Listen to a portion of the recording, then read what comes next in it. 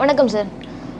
மார்க்கெட்டை சுற்றி இப்போது நிறைய ஈவெண்ட்ஸ் நடக்கிறத பார்க்குறோம். நமக்கு பட்ஜெட் வந்தது, டேரிஃப் வந்தது, இப்போ டேரிஃப் மேலே ஒரு ரிலாக்ஸேஷனும் வந்திருக்கு. ஸோ இந்த மாதிரி மார்க்கெட்டை சுற்றி நிறைய ஈவெண்ட்ஸ் நடக்கும்போது மக்களுக்கெல்லாம் நம்ம எதில் இன்வெஸ்ட் பண்ணணும், நம்ம இன்வெஸ்ட் பண்ணிட்டு இருக்கிறது சரிதானா அப்படிங்கிற கேள்வி இருக்குது. ஏன்னா மார்க்கெட் ஒரு பக்கம் நம்ம இதெல்லாம் பேசும்போது இன்னொரு பக்கம் கோல்டு அண்ட் சில்வர் பீக்கில் இருக்கிறதையும் பார்க்குறோம். ஸோ ஓவராலாக இப்போ இருக்கிற மார்க்கெட் கண்டிஷன்ஸில் என்ன மாதிரியான இன்வெஸ்ட்மெண்ட்ஸ் எல்லாம் சூஸ் பண்ணலாம் சார்? இப்போது எந்த மாதிரியான ஒரு மார்க்கெட் சூழ்நிலையிலையும் ஒரு பர்டிகுலர் இன்வெஸ்டருக்கு அசட் அலோகேஷனுங்கிறது ரொம்ப முக்கியமான விஷயம். இப்போ நீங்கள் போன வாரம் ஃப்ரைடே பார்த்தீங்கன்னா யூஎஸில் வந்து கிட்டத்தட்ட $3.75 ட்ரில்லியன் வந்து gold and silver sell off நடந்தது. இன்றைக்குமே கோல்டு நான் சில்வர் பார்க்குறப்ப கிட்டத்தட்ட 10 to 11% இன்றைக்கி இன்ட்ராடேயில் மைனஸில் இருந்தது. இப்போ க்ளோசிங் எவ்வளோ ஆச்சுன்னு தெரியல. ஸோ கோல்டு சில்வரு டேரிஃப் கட்டு 30லேருந்து 12%, 13%, 15% ஆறுது, இல்லை ஆர்பிஐயோட ஸ்டான்ஸ் நியூட்ரலாக இருக்கிறது, க்ரோத் சப்போர்ட் பண்ணுறது, இந்த மாதிரியான ஈவெண்ட்ஸ்லாம் எப்போதும் மார்க்கெட்டில் நடந்துக்கிட்டே தான் இருக்கும். இதை உங்களாலையும் அவாய்ட் பண்ண முடியாது, என்னாலையும் அவாய்ட் பண்ண முடியாது.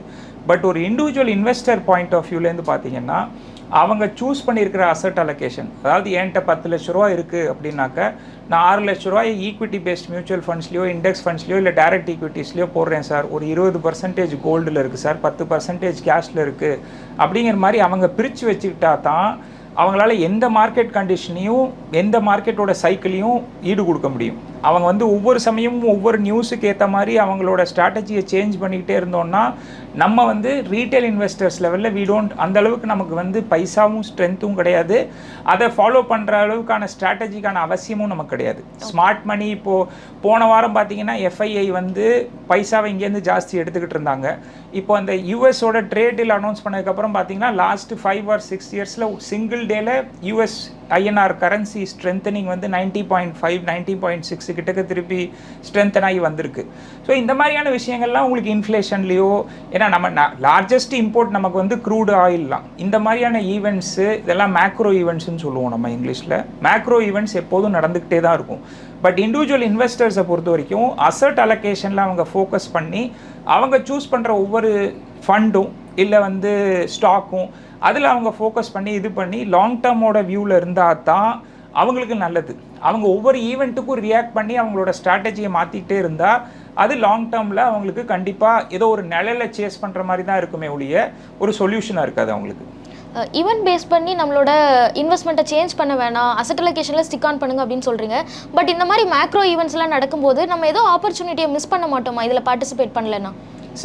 ஆப்பர்ச்சுனிட்டி அப்படிங்கிறது இப்போது உங்கள்கிட்ட ஒரு ஸ்பேர் கேஷ் இருக்குது, நீங்கள் ஒரு அசட் அலோகேஷன் ஆல்ரெடி பண்ணி வச்சுருக்கீங்க, அதை தவிர்த்து இருக்கக்கூடிய ஸ்பேர் கேஷ் இருக்குது அப்படின்னாக்க இப்போது கோல்டு அண்ட் சில்வர் இன்றைக்கே ஒரு 10-11% நீங்கள் ட்ராப் ஆகிருக்கு அப்படின்றதுக்குன்னா இப்போ உங்கள்கிட்ட ஒரு 5 லட்ச ரூபா இருக்குது அப்படின்னாக்க அதில் சரி ஒரு 1 or 1.5 lakh rupees அந்த கோல்டு ஆர் சில்வரில் போட்டு இன்றைக்கி ஒரு லோவை வந்து ஒரு லோ பாயிண்ட்டை அஸ்யூம் பண்ணி நம்ம போடலாம். அஸ்யூம் பண்ணி அந்த மாதிரியான ஆப்பர்ச்சுனிட்டிஸில் நம்ம பார்ட்டிசிபேட் பண்ணலாம். அது உங்களோட எக்ஸிஸ்டிங் போர்ட்ஃபோலியோ, அதாவது ஆல்ரெடி நீங்கள் உருவாக்கி வச்சுருக்கிற போர்ட்ஃபோலியோவை டிஸ்டர்ப் பண்ணாதிக்கு உங்கள்கிட்ட இருக்கக்கூடிய ஸ்பேர் கேஷு. அதனால தான் நீங்கள் பார்த்தீங்கன்னா பெரிய பெரிய இன்வெஸ்டர்ஸ்லாம் எந்த மாதிரி சமயத்துக்குமே ஒரு ஸ்பேர் கேஷ் எப்போதும், இப்போ வாரன் பஃபெட் மாதிரியான அவங்களெல்லாம் பார்த்தீங்கன்னா எவ்வளவோ $பில்லியன்ஸ் ஸ்பேர் கேஷில் தான் அவர் உட்காந்துட்டு இருப்பார். ஸோ இந்த மாதிரி சூழ்நிலைகளில் அவர் இந்த மாதிரியான ஆப்பர்ச்சுனிட்டிஸில் பார்ட்டிசிபேட் பண்ணலாம். பட் ஒரு ரீட்டைல் இன்வெஸ்டரை பொறுத்த மட்டும் அவங்களுடைய போர்ட்ஃபோலியோவை தாண்டி ஒரு ஸ்பேர் கேஷ் இருந்ததுன்னா இந்த மாதிரி சமயங்களில் சில ஷார்ட் டேர்ம் இதில் வந்து அவங்க பார்ட்டிசிபேட் பண்ணலாமே ஒழிய எக்ஸிஸ்டிங் போர்ட்ஃபோலியோலேருந்து பணத்தை எடுத்து சார் நான் ஈக்விட்டிஸை விற்றுட்டு இன்றைக்கி நான் கோல்டு வாங்கலாமா, ஏன்னா இன்றைக்கி கோல்டு 10% ட்ராப் ஆகிருக்கு, இதுலேருந்து கண்டிப்பாக மேலே போகும் அப்படின்னா நாளைக்கு இன்னொரு 10% ட்ராப் ஆனால், ஏன்னா போன வருஷமே 75% நமக்கு வந்து கோல்டு கொடுத்துருக்கு, 160% மேலே சில்வர் கொடுத்துருக்கு. நீங்கள் ஈக்விட்டிஸ்லேருந்து விற்று சில்வரில் இன்றைக்கி போட்டு நாளைக்கு நீங்கள் போட்ட ப்ரைஸ்லேருந்து சில்வர் இன்னும் ஒரு 10% ட்ராப் ஆச்சுன்னா நீங்கள் உங்களோட எக்ஸிஸ்டிங் பேலன்ஸை டிஸ்டர்ப் பண்ணுறீங்க. ஷார்ட் டேர்ம் ஒரு ஸ்ட்ராட்டஜிக்கு நம்ம அந்தளவுக்கு நமக்கு இன்ஃபர்மேஷன் ஆக்சஸும் கிடையாது. ஒரு ரீட்டைல் இன்வெஸ்டர் லெவலில் நம்ம போடக்கூடிய ஒரு 5 லட்சம் 10 லட்சத்தில் அந்த மாதிரியான ஒரு எக்ஸ்பெரிமெண்ட் பண்ணுறதுக்கான சூழ்நிலையும் இல்லை, அவசியமும் இல்லை. பட் நீங்கள் உங்கள்கிட்ட ஒரு ஸ்பேர் கேஷ் இருந்து உங்கள் போர்ட்ஃபோலியோ ஆல்ரெடி வெல் செட்டில்டாக இருந்து அது இருந்ததுன்னா நீங்கள் கண்டிப்பாக இந்த மாதிரியான ஒரு ஷார்ட் டேர்ம் இதில் நம்ம ஆப்பர்ச்சுனிட்டிஸில் பார்ட்டிசிபேட் பண்ணுறதுக்கு முயற்சி பண்ணலாமே ஒழிய இருக்கிறத ஒரு இடத்துலேருந்து விற்றுட்டு இன்னொரு இடத்துல கொண்டு வரதுங்கிறது பெரிய புத்திசாலித்தனமான விஷயம் கிடையாது கண்டிப்பாக. இந்த மாதிரி மார்க்கெட் கண்டிஷன்ஸில் நம்ம இன்வெஸ்ட்மெண்ட் பற்றி பேசுகிறோம். ஸோ இந்த அசெட் அலோகேஷன் அப்படின்னு எடுத்துக்கிட்டோன்னா இப்போ ஈக்விட்டி எக்ஸ்போஷரில் நிறைய இளைஞர்கள் இல்லை மார்க்கெட்டில் புதுசாக இன்வெஸ்ட் பண்ண ஆரம்பிக்கிறவங்க மியூச்சுவல் ஃபண்ட்ஸ்லாம் கொஞ்சம் லேட்டாக தான் நமக்கு ரிட்டர்ன்ஸ் கிடைக்கும், ரொம்ப வருஷம் வெயிட் பண்ணுற மாதிரி இருக்கும். ஸோ நான் வந்து கொஞ்சம் ஹை பெட் எடுக்கிறேன், நான் ஸ்டாக்ஸ்லேயே போகிறேன் அப்படின்னு விரும்புகிறாங்க. சோஷியல் மீடியாவில் கிடைக்கிற ரெக்கமெண்டேஷன்ஸ் அதிகமாக எடுத்துக்கிறாங்க. ஸோ இந்த ஸ்டாக் இன்வெஸ்ட்மெண்ட்டை நோக்கி மாசான ஒரு ஆடியன்ஸ் நகர்றாங்க. அப்படிங்கும்போது இது என்ன மாதிரியான இம்பாக்ட் கொடுக்கும் சார்?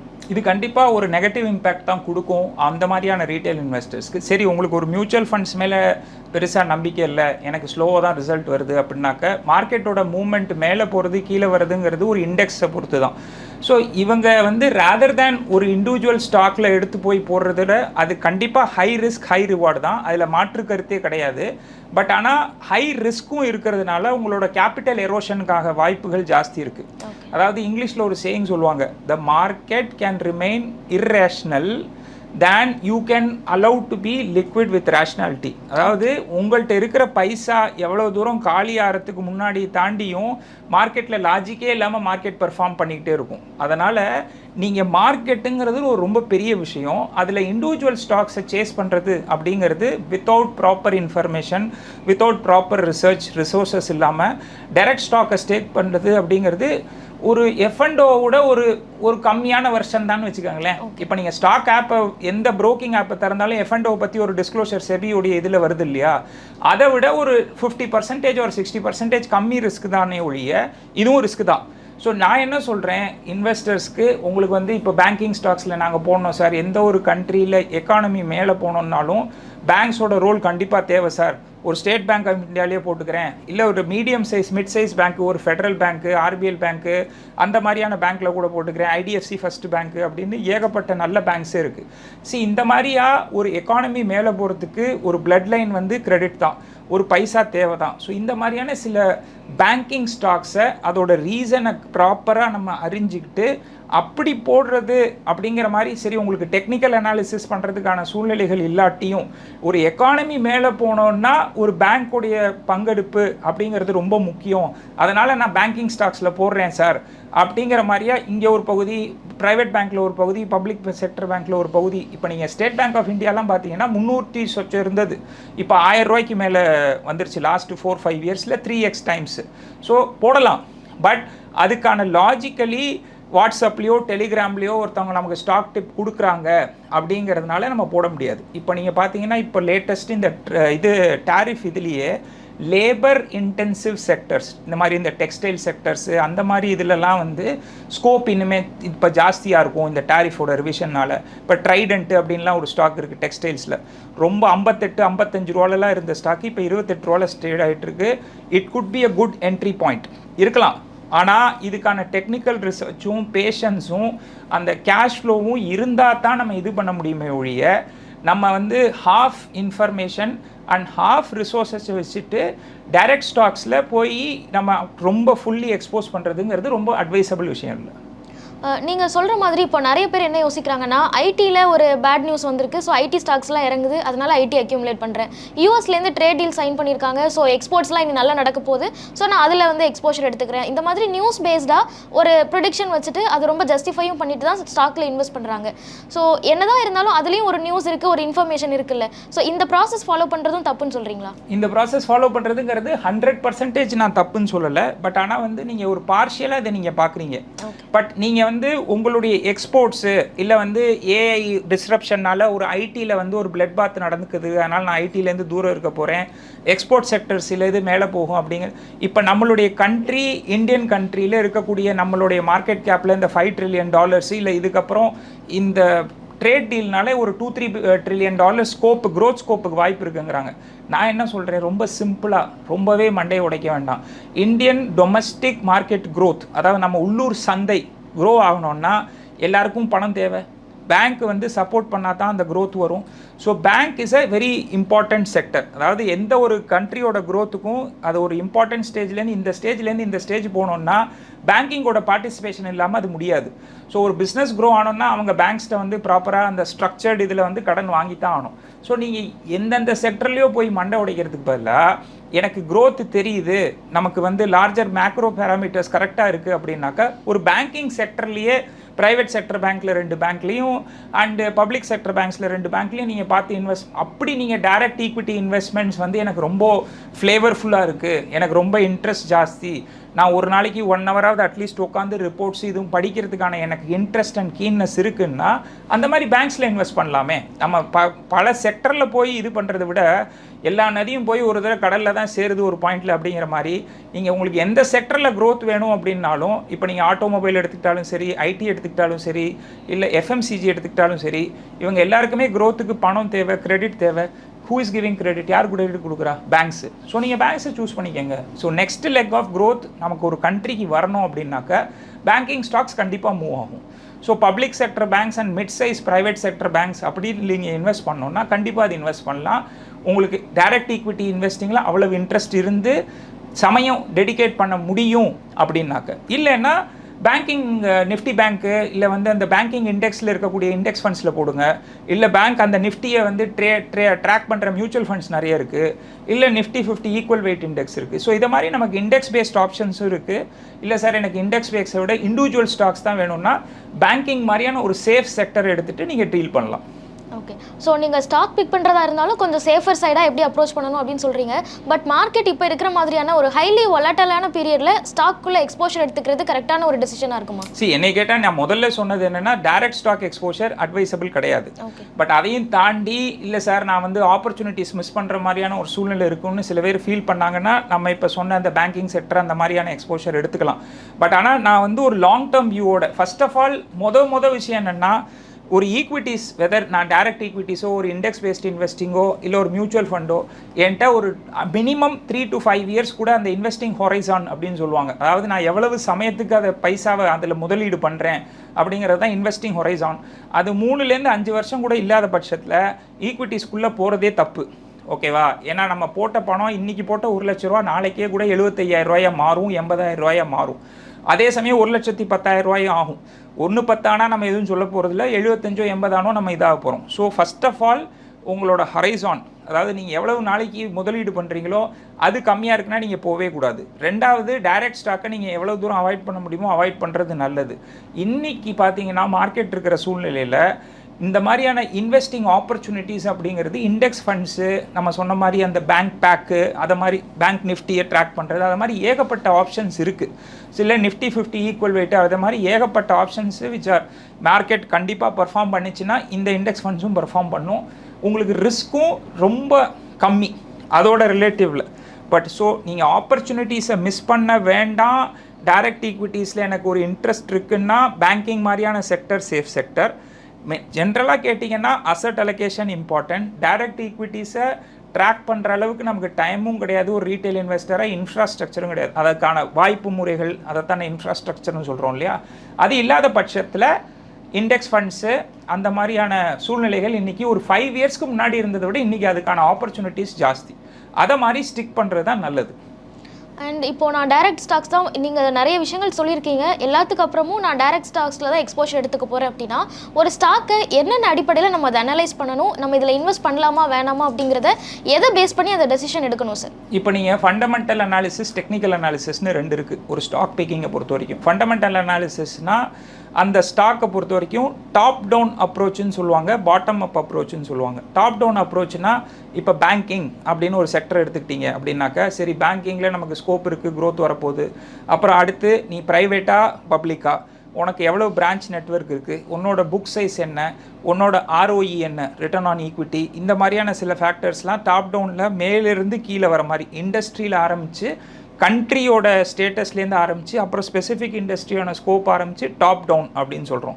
பாட்டம்ஸ் அப்புடின்னா இந்த ஸ்பெசிஃபிக் பேங்க்கை நான் ஏன் சூஸ் பண்ணணும், இல்லை இந்த ஸ்பெசிஃபிக் ஸ்டாக்கை ஏன் சூஸ் பண்ணணும் அப்படிங்கிற அனாலிசிஸை இங்கேருந்து ஆரம்பித்து மேலே போகிறது. இது வந்து ஃபண்டமெண்டல் அனாலிசிஸை பொறுத்து. பட் நீங்கள் எவ்வளோ தான் நல்ல கம்பெனியாக இருந்தாலும் ஒரு அம்பானியே கூட ரிலையன்ஸோட ப்ரைஸஸ் டே டு டே பேசிஸில் மார்க்கெட் ஓப்பனிங், நாளைக்கு மார்க்கெட் ஓப்பனிங்கில் 9:15 ரிலையன்ஸ் ஸ்டாக் ப்ரைஸ் என்ன இருக்குன்னு அம்பானி டிசைட் பண்ணுறது கிடையாது. அது மார்க்கெட் ப்ரைஸ் வந்து சப்ளை அண்ட் டிமாண்டை வச்சு தான். அங்கே தான் டெக்னிக்கல் ஆஸ்பெக்ட் வருது. ஒரு ஸ்டாக்கோட மொமெண்டம் இருக்கா, அதோட 52 வீக் ஹை என்னது, அது சில ரெசிஸ்டன்ஸ்லாம் பிரேக் பண்ணியிருக்கா பண்ணலையா, இதை மாதிரி டெக்னிக்கல் ஆஸ்பெக்ட்ஸ். ஸோ நீங்கள் ஒரு ஸ்டாக்கை சூஸ் பண்ணி மியூச்சுவல் ஃபண்ட்ஸ் எல்லாமே பார்த்தீங்கன்னாலுமே ஃபண்டமெண்டல் அனாலிசிஸை தாண்டியும் ஒரு ஸ்டாக்ல இன்வெஸ்ட் பண்ணணும்னு முடிவு எடுத்துட்டா கூட, ஏன்னா அவங்க ஒரே சமயத்தில் ஒரு ஸ்டாக்ல 500 கோடி 600 கோடி போடுவாங்க. ஸோ அந்த மொமெண்டம் கரெக்டாக அந்த ஸ்டாக்குக்கு காம்ப்ளிமெண்டிங்காக இருக்கா, நம்ம இந்த சூழ்நிலையில் என்டர் பண்ண முடியுமா அப்படிங்கிற மாதிரியா. இப்போ நம்ம ஒன்றும் இல்லை, ஒரு இடத்துலேருந்து இன்னொரு இடத்துக்கு போகிறோம், அந்த ரோடு நல்லா இருக்கும்னு நமக்கு தெரியும், யூஸ்வலாக நம்ம போகிற ரோடு தான். பட் மழை பெஞ்சு ரொம்ப வாட்ரியாக இருந்து லைட்டிங் சரியாக இல்லாமல் விசிபிலிட்டி இல்லாமல் இருந்தால் அது எவ்வளோ தான் நல்ல ரூட்டாக இருந்தாலும் நம்ம போகாமல் அவாய்ட் பண்ணிவிட்டு ஒரு அடுத்த நாளோ இல்லை 5-6 ஹவர்ஸ் கழிச்சோ போகிறோம் இல்லையா. அதை மாதிரி இந்த நம்ம சொல்கிற டெக்னிக்கல் ஆஸ்பெக்ட்டுங்கிறது ஒரு மொமெண்டம். நம்ம இந்த ஸ்டாக்கில் எவ்வளவு தான் நல்ல ஸ்டாக்கு, இதை பற்றி நம்ம எவ்வளோ தான் ரிசர்ச் பண்ணி வச்சுருந்தாலும் இந்த சமயத்துக்குள்ளே நம்ம அதில் என்டர் பண்ணுறதுக்கான சூழ்நிலை, அந்த டெக்னிக்கல் ஃபேக்டர்ஸ் அதை சப்போர்ட் பண்ணுதா இல்லையா அப்படின்னு பார்க்குறது. ஸோ இது ரெண்டும் பண்ணிவிட்டு, அதனால தான் சொன்னேன் உங்களுக்கு அந்த டைம் இருக்கணும், அதுக்கேற்ற மாதிரியான இன்ட்ரெஸ்ட்டும் இருக்கணும், அதையும் தாண்டி அந்த இன்ஃப்ராஸ்ட்ரக்சர் அதை புரிதல், எனக்கு புரியணும் அப்படிங்கிற ஆசை இருக்குது. பட் அதுக்கான இன்ஃபர்மேஷன் எங்கேருந்து வரும், அந்த இன்ஃப்ராஸ்ட்ரக்சர் இருந்து இதெல்லாம் இருந்தால் கண்டிப்பாக இதுவுமே ஒரு இதுதான் நல்ல விஷயந்தான். லைக் இன்வெஸ்ட் பண்ணணும் அப்படின்னா மார்க்கெட்டை பற்றி நீங்கள் தெரியணும் அப்படின்னாக்கா இன்வெஸ்ட் பண்ணுறது நல்லது தான். கண்மூடித்தனமாக டெலிகிராமில் ஒருத்தர் சொல்லிட்டாருன்னு போடாமல் உங்களோட ஓன் ரிசர்ச் பண்ணி உங்களோட பணம், அவங்க யாரும் வந்து நமக்கு பதில் சொல்ல போகிறது இல்லை, அது இதெல்லாம் நீங்கள் பண்ண முடிஞ்சு உங்களுக்கு டைம் இருந்தால் கண்டிப்பாக பண்ணலாம். எப்போவுமே கோல்டாக இருக்கட்டும் இல்லை ஸ்டாக்ஸாக இருக்கட்டும், நம்ம அதை இன்வெஸ்ட்மெண்ட் எப்போ பண்ணுறது எப்படி பண்ணுறதுங்கிறத பற்றியே பேசுகிறோம். பட் ஒரு ஸ்டாக்கில் ப்ராஃபிட் புக் பண்ண வேண்டிய டைம் இதுக்கு மேலே இந்த ஸ்டாக்கை ஹோல்ட் பண்ணக்கூடாது அப்படிங்கிற ஒரு சிச்சுவேஷன்ஸ் எல்லாம் எப்படி தெரிஞ்சுக்கிறது சார்? இப்போது நீங்கள் இந்த மாதிரி இது ஒரு நல்ல ஒரு ஆக்சுவலி ரொம்ப சூப்பர் கேள்வி. இதுக்கான பதில் எப்படின்னா, நான் கம்பெனியவோ மார்க்கெட்டையோ டிபெண்ட் இல்லாமல் என்னுடைய கோலை பேஸ் பண்ணி நான் பிளான் பண்ணுறேன் அப்படின்னாக்கா, இப்போ நான் ஒரு கோலுக்காக பணம் சேர்த்துக்கிட்டு இருக்கேன், 5 லட்ச ரூபா எனக்கு தேவைப்படுது, 5 லட்ச ரூபா ரீச் ஆயிடுச்சு அந்த ஃபண்டு, நான் கண்ணை மூடிட்டு அதை புக் பண்ணிடணும். ஓகே, நான் அதில் வந்து மார்க்கெட் மொமெண்டமில் இருக்குது, இந்த 5 லட்ச ரூபாயை நான் இன்னும் ஒரு மாதத்துக்கோ இல்லை 20 நாளைக்கோ விட்டு வச்சுருந்தா 6 லட்ச ரூபா ஆகும் அப்படிங்கிற இடத்துல தான் பல பேர் தப்பு பண்ணுறாங்க. இன்னொரு தப்பு என்னென்னா, அந்த 5 லட்ச ரூபா ரீச் ஆக வேண்டிய சமயம், அதாவது இன்னும் 1 இயரில் எனக்கு தேவை, 2 இயர்ஸில் தேவைங்கிறப்போ அந்த 5 lakhs உங்களால் ரீச் பண்ண முடியல, 3.5 தான் இருக்கீங்க. அப்போது அந்த சூழ்நிலையிலையும் மார்க்கெட்டுடைய மொமெண்டமை பொறுத்து நீங்கள் அதுலேருந்து வெளியில் வரதும் வெளியில் வராததும் இருக்குமே ஒழிய 90% உங்களுடைய தேவைகள், உங்களுடைய கோல், உங்களுடைய நீட்ஸை கரெக்டாக அந்த ஒரு பொசிஷன் சாட்டிஸ்ஃபை பண்ணிடுச்சுன்னா கரெக்டாக நீங்கள் வெளியில் வர்றது நல்லது. சாட்டிஸ்ஃபை பண்ணலைன்னாலும் அதை வந்து வெளியில் வந்துட்டு எப்படி பண்ணணுங்கிற யோசிக்கிறது தான் நல்லதே ஒழிய, நீங்கள் ஆல்ரெடி அந்த கோலுக்கு 3 or 4 years டைம் கொடுத்துருந்தீங்க, அந்த டைமில் அது பர்ஃபார்ம் பண்ணலை, அது மார்க்கெட்னால இருக்கலாம், இல்லை அந்த ஸ்பெசிஃபிக் ஃபண்டோட இதனால இருக்கலாம், பட் நீங்கள் வெளியில் வந்து தான் ஆகணும் அந்த சமயத்தில். அதே மாதிரி இது ரொம்ப கொஞ்சம் கஷ்டமான விஷயம். மேலே போயிடுச்சு, நான் அச்சீவ் பண்ணிட்டேன் அப்படின்னாக்க நம்ம ஜஸ்ட் ஒரு நம்மளோட இதை க்ரீடை மட்டும் கண்ட்ரோல் பண்ணிவிட்டு வெளியில் வருது, அது கூட கொஞ்சம் ஈஸி தான். பட் சார் 5 லட்சம் சேர வேண்டிய இடத்துல 3.5 லட்சம் தான் சார் சேர்ந்துருக்கு, நான் இப்போ இது எடுக்கணுமா, நான் மீதி 1.5 லட்சத்துக்கு எங்கே போவேன் அப்படிங்கிறது அது 2வது யோசனை. பட் ஆனால் நீங்கள் போட்டு வச்சுருந்த 3.5 லட்சம் நாளைக்கு 3.25 ஆச்சுன்னா இன்னும் உங்களுக்கு கேப் ஜாஸ்தி ஆகும். ஸோ கோல் பேஸ்ட் பிளானிங், அதாவது எந்த ஒரு விஷயத்தையும் இல்லை சார் நான் எல்லாமே லாங் டேர்ம் பிளானிங்கில் தான் பண்ணுறேன், எனக்கு நீங்கள் சொல்லுங்கள் அப்படின்னாக்க, நீங்கள் இப்போ ஒரு பிஎம்எஸ் மாதிரியான ப்ராடக்ட்ஸ்லாம் இருக்குது, 50 லட்ச ரூபா மினிமம் இன்வெஸ்ட்மெண்ட் சொல்கிறாங்க. இப்போ நானே ஒரு பிஎம்எஸ் இன்வெஸ்டர், எனக்கு வந்து அந்த 50 லட்ச ரூபா போர்ட்ஃபோலியோங்கிறது ஒரு 15% மேலே போயிடுச்சுன்னா நான் கண்டிப்பாக ப்ராஃபிட் புக் பண்ணிடுவேன். அதுக்கப்புறம் அந்த மீதி இருக்கக்கூடிய அந்த மினிமம் அதோட பேலன்ஸ் எவ்வளோ இருக்கணுமோ அதை நான் வச்சுக்கிட்டு மீதியை நான் புக் பண்ணிவிடுவேன். ஸோ இது மாதிரி லாங் டேர்ம் வெல்த் கிரியேட் பண்ணுறவங்கன்னு நினைக்கிறவங்க இந்த பர்சன்டேஜ் பேஸ்ட் த்ரெஷ்ஹோல்டு அப்படின்னு சொல்லுவாங்க. நீங்கள் ஒரு கோல் பேஸ்ட் பிளானிங்னா அந்த கோல் ரீச் ஆனோன்னு எடுத்துடுறீங்க. இல்லை சார் எல்லாமே எனக்கு லாங் டேர்ம் பிளானிங் அப்படின்னாக்க, நீங்கள் ஒரு மியூச்சுவல் ஃபண்டில் 10 லட்ச ரூபா போட்டு வச்சுருக்கீங்க, 15 லட்ச ரூபா ரீச் ஆயிடுச்சு, லாங் டேர்மில் காம்பவுண்ட் ஆகிட்டே இருக்கும். பட் நீங்கள் வந்து ஈக்விட்டி சைடில் உங்கள் பர்சன்டேஜ் ஜாஸ்தி ஆகுதுன்னு ஃபீல் பண்ணிங்கன்னா அந்த 5 லட்ச ரூபாயை எடுத்து சேஃபான ஒரு ஹைப்ரிட்லேயோ ஒரு பேலன்ஸ்ட் அட்வான்டேஜ் ஃபண்ட்லேயோ போட்டுட்டு உங்களோட அசட் அலோகேஷனை திருப்பி நீங்கள் கண்ட்ரோலில் கொண்டு வந்துட்டு நீங்கள் ப்ராஃபிட்டை புக் பண்ணலாம். ப்ராஃபிட் புக்கிங் பல பேர் என்னென்னு யோசிக்கிறாங்கன்னா, 10 லட்ச ரூபா ஃபண்டு 15 லட்ச ரூபா ஆயிடுச்சுன்னா நான் ஃபுல் அண்ட் ஃபுல் 15 லட்ச ரூபாயை புக் பண்ணி வெளியில் வரணும். நோ, உங்களோட இன்வெஸ்ட்மெண்ட் 10 ரூபா அது அப்படியே இருக்கட்டும். நீங்கள் ஏர்ன் பண்ண அந்த 5 lakh rupees அதுலேயுமே உங்களுக்கு கேபிட்டல் கெயின்ஸ் பார்த்தீங்கன்னா ஃபுல் 5 lakhsக்கும் உங்களுக்கு டேக்ஸ் ஆகாது. அதுலேயுமே உங்களுக்கு கொஞ்சம் காஸ்ட் இருக்கும், ப்ராஃபிட் இருக்கும், அது கம்மியாக தான் டேக்ஸ் கெயின்ஸ் அதுலேயுமே வரும். So that is profit booking. So profit புக்கிங்கிறது ஒரு பொசிஷன்லேருந்து கம்ப்ளீட்டாக வெளியில் வர்றது கிடையாது. ஸோ நீங்கள் பர்சன்டேஜ் பேஸில் இதை ட்ரைவ் பண்ணலாம், கோல் பேஸில் ட்ரைவ் பண்ணலாம். எண்ட் ஆஃப் த டே இது மூல விஷயம் என்னன்னு கேட்டிங்கன்னா அசட் அலோகேஷன் தான். நம்ம மார்க்கெட்டை பொறுத்த வரைக்கும் க்ரீடியாக இல்லாமல் இருந்தோம்னாலே நம்ம ஒரு 8 out of 10 times ஜெயிச்சிடலாம். ஓகே. ஸோ ஸ்டாக் இன்வெஸ்ட்மெண்ட் பற்றி நம்ம நிறைய பேசுகிறோம். இப்போ நிறைய பேர் மியூச்சுவல் ஃபண்ட்ஸை விட்டுட்டு ஸ்டாக்கை நோக்கி போகிறதுக்கு காரணமே எனக்கு அதில் வந்து ஒரு எக்ஸைட்மெண்ட் கிடைக்கல, ஸ்டாக்கில் தான் அந்த எக்ஸைட்மெண்ட் இருக்குது அப்படின்னு சொல்கிறாங்க. பட் இது உண்மையிலேயே வர்த்து தானா? நான் மியூச்சுவல் ஃபண்ட்ஸில் இன்வெஸ்ட் பண்ணுறதை விட ஸ்டாக்குக்கு நான் எடுக்கிற ரிஸ்க் வந்து அந்தளவுக்கு எனக்கு ரிட்டர்ன்ஸ் கேரண்டி பண்ணுமா? உங்களுக்கு எக்ஸைட்மெண்ட் தான் வேணும்னா கெசினோக்கு தான் போகணும். ஸோ இப்போது இது market is not a casino அப்படின்னு சொல்லுவாங்க. அதாவது மார்க்கெட் வந்து இது சூதாட்டத்துக்கான இடம் இல்லை இல்லையா? ஒரு 3 சீட்டோ இல்லை அந்த ரவுலெட்டுன்னு சொல்கிற மாதிரி அந்த நடுவில் சுற்றி விட்டு சர்க்கிளில் தட் இஸ் நாட், இது கெசினோ கிடையாது. எனக்கு எக்ஸைட்மெண்ட் தான் வேணும் அப்படின்னா ஒன்றும் இல்லை, ஒரு 2-3 லட்ச ரூபா தொலைச்சிட்டாங்கன்னா அந்த எக்ஸைட்மெண்ட் எல்லாம் திருப்பி தேட மாட்டாங்க. பட் உங்களுக்கு ஒரு லாங் டேர்மில் உங்களுக்கு இதுக்கான டைம் அண்ட் நாலேஜ் எக்ஸ்போஷர் அந்த ரிசோர்ஸஸ் இன்ஃப்ராஸ்ட்ரக்சர் இல்லாத பட்சத்தில் டைரக்ட் ஸ்டாக்ஸுங்கிறது கண்டிப்பாக ரெக்கமெண்டட் கிடையாது. லாங் டேர்ம் வெல்த் பில்டிங்கில் வந்து 70 to 80% பார்த்தீங்கன்னா மியூச்சுவல் ஃபண்ட் ரூட் தான் ஒரு ரீட்டைல் இன்வெஸ்டருக்கு தகுந்த விஷயம். ஓகே, சில பேர் இருப்பாங்க அவங்க வந்து ஜுன்ஜுன்வாலா மாதிரி அவங்க டைட்டன்லலாம் ரொம்ப வருஷத்துலேருந்து போட்டு வச்சுருந்து அவர் போகிறதுக்கு முன்னாடி பயங்கரமாக பில்ட் ஆச்சு. பட் அதெல்லாம் ஒரு ஸ்கேல், ஒரு மணி ஸ்கேல் இருந்தால் அந்த scale will win scale.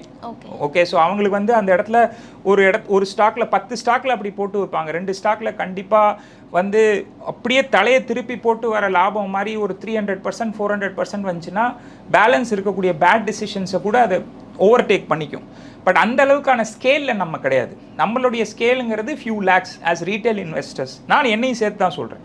So அந்த மாதிரி இருக்கக்கூடிய பட்சத்தில் நம்ம யார் அந்த இன்ஸ்டிடியூஷனல் மேனேஜ்மெண்ட் பண்ணுறாங்களோ அவங்கள நம்பி நம்மளுடைய பணத்தை ஒப்படைக்கிறது. எவ்வளோ வாங்குறாங்க? 100 ரூபாய்க்கு 70 பைசா வாங்குறாங்களா, 80 பைசா வாங்குறாங்களா ஒரு டைரக்ட் ஸ்கீமில்?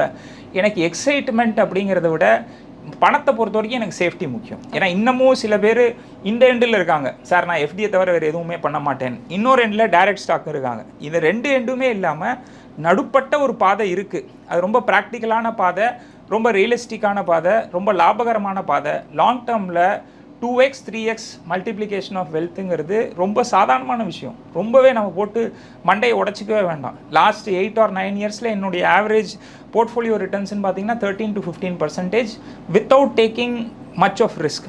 அசட் அலோகேஷன் தான் என்னுடைய ப்ரைமரி ஃபோக்கஸாக இருந்தது.